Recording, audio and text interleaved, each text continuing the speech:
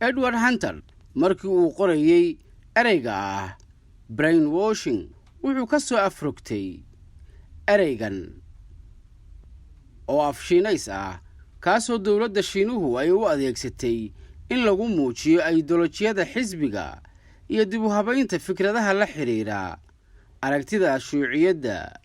wuxuu ahaa barnaamij waxbarasho siyaasadeed oo xisbiga shuuciga ah uu ku doonayay in dadweynaha Shiinaha dhammaantood ay helaan aqoon la xiriirta caqiidada lagu hogaaminayo dalka. qofkii Shiinays ah ee aan aqoontan helin waxay ku tilmaameen inuu yahay mid bulshada la dhex jooga caqliyad iyo caqiido bulshawaasiyadeed oo dib u socda. sidaas darteed dawladdu waxay furtay barnaamijyo dacaayadeed oo xooggan kuwaas oo looga gol leeyahay in dadka maskaxdooda iyo fakarkooda inta lagu mayro misana lagu guro caqiidada shuuciyadda si ay u noqdaan kuwo u heelan howlaha uu ka doonayo kacaankoodu. muuqaalka ugu helan culus ee laga doonayo maskax mayrka waa in si khasaba qofka looga beddelaa anshaxiisa qofeed, aragtidiisa siyaasadeed iyo caqiidadiisa diineed.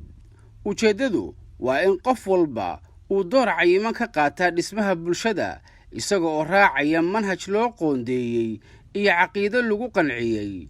Shiinuhu waxay mashruucan ku magacaabeen hagaajinta fakarka intellectual reform. dawladdii midowgii Sofiyeeti oo qudheedu lahayd mashruuc la mid ah midkan laakiin kala difan.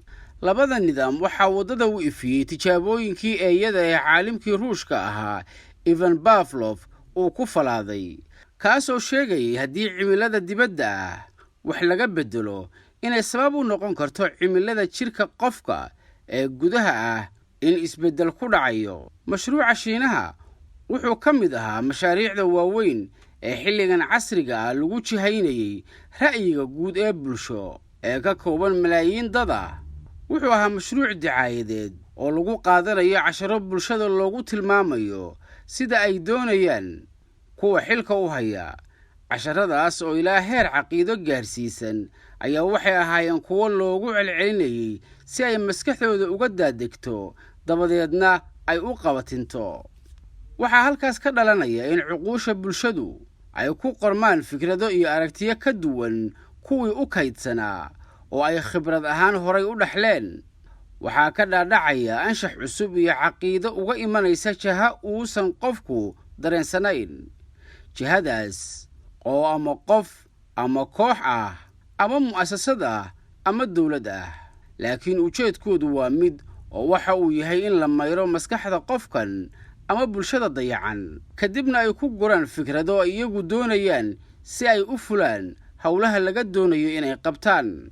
iyadoo mashruuca caynkaasa laga hirgelinayo waddamadii shuuciyadda ahaa ayaa sanadkii 1950kii deegaanka bariga fog waxaa ka qarxay dagaalkii Kuuriya. waxaa xusid mudan marka laga gudbo colaadaha yaryar ee aan micnaha weyn ku dhisnayn oo la mid ah kuwa ragaadiyey bulshada Soomaaliyeed. waxaa jira xeerar lagu yaqaan colaadaha waaweyn ee ummadaha caalamka dhex mara.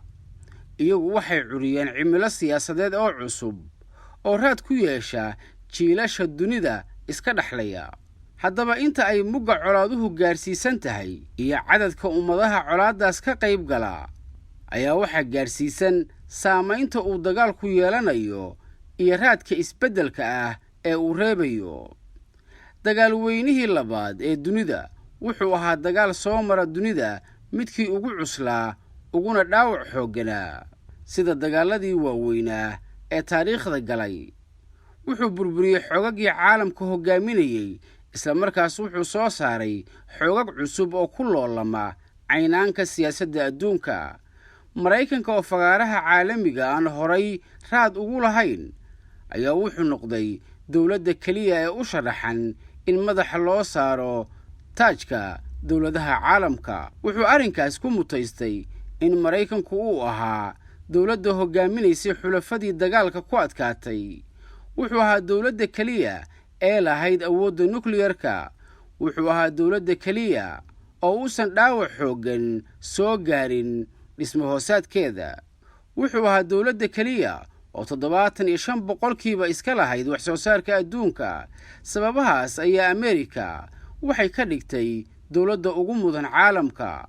wuxuu mudnaantaas ku helay in madashii ay dowladuhu ku garnaqsanayeen gogosheeda la dhigo Maraykanka, UN-ta, iyo in xarumihii maaliyadda laga dhigo dalkiisa, Wall Street, iyo cumladda wax lagu kala iibsanayo ay noqoto lacagtiisa, dollarka.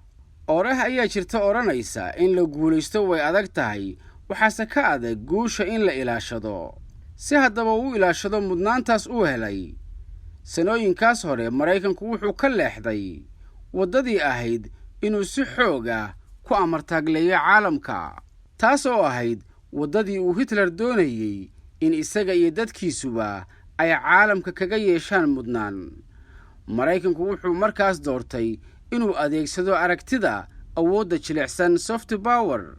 waa aragti ka mid ah fikradaha asaasiga ee lagu hago diinaamikada siyaasadeed iyo midda dhaqameed ee ka dhaxaysa bulshooyinka aadamiga ah iyo hoggaankooda. waana diblomaasiyadda ugu hilan culus ee lagu hago xiriirka dowladaha. intaas ayaan ku joojinaynaa qaybtii koowaad ee maskax mayr ee uu qoray Dr. Sadiq Enow.